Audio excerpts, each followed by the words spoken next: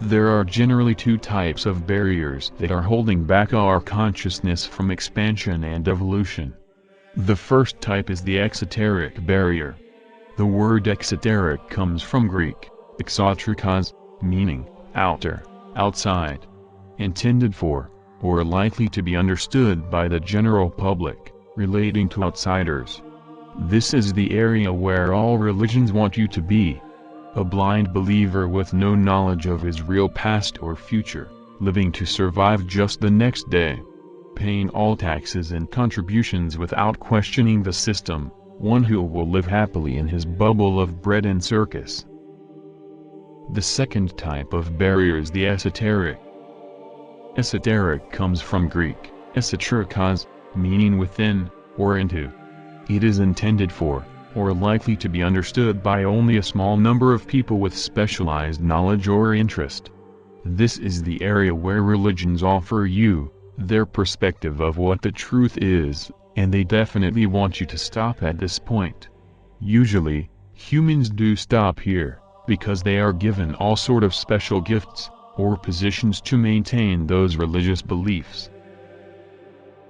Christianity, Judaism and Islam. Those religions are all essentially Astro-Theology in disguise. All three major monotheistic religions are based on astro-theological worshipping. Astro-Theology is placing as gods the celestial heavenly bodies. For example, Islam is a religion that is worshipping the moon. Judaism is a religion that is worshipping Saturn, and the other planets and stars. Christianity is the worshipping of the sun.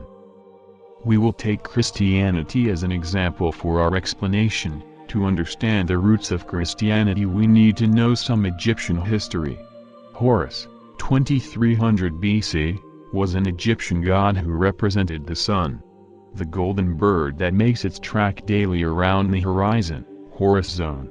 His mother Isis is depicted as the goddess of the night sky and the moon. She is symbolizing emotions and was representing the feminine principle, while Horus, the son of God and light bringer, was the male principle which Isis gave birth to. Based on the same ideas and concepts, Christianity copied the Isis figure and replaced the Queen of the Heavens with the Virgin Mary and her son.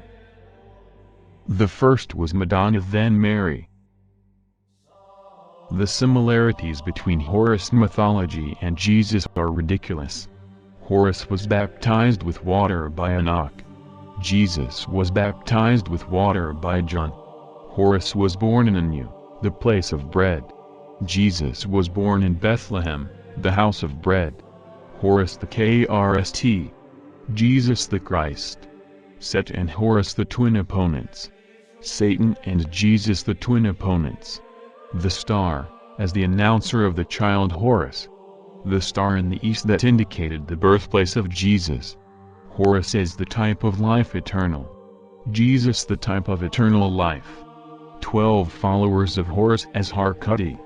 12 followers of Jesus as the 12 disciples. And the similarity continues.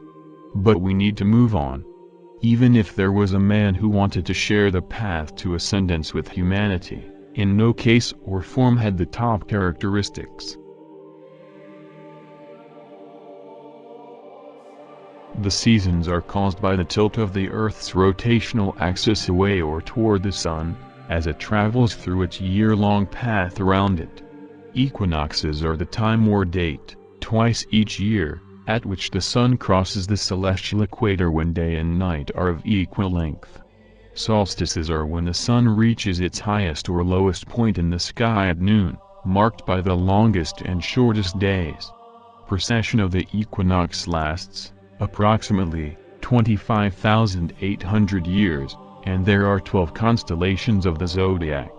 So, roughly every 2,150 years, the Sun's position moves in front of a new Zodiac constellation.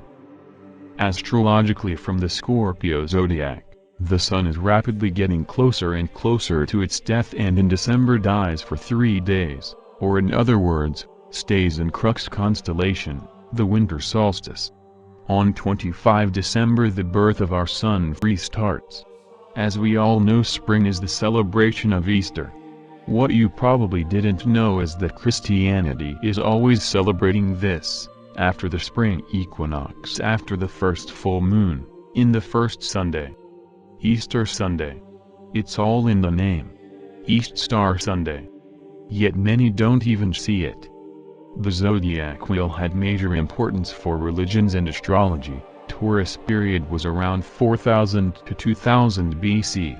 For example, when Moses was said to have descended from the mountain with the Ten Commandments, some of his people or followers were found by him to be worshipping a golden bull calf. He instructed these worshippers to be killed. This represents Moses killing the bull and ending the age of Taurus and entered in the age of Aries, which he represents, and was around 2000 BC to 1 AD. This is why traditions like Jews blowing the ram, shofar blowing. When the Gospel of John reports that Jesus used 5 barley loaves and 2 small fish supplied by a boy to feed a multitude.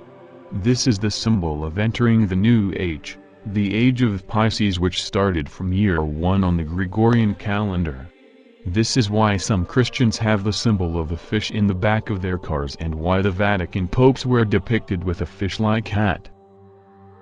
According to the Maya calendar, we are today in the age of Aquarius.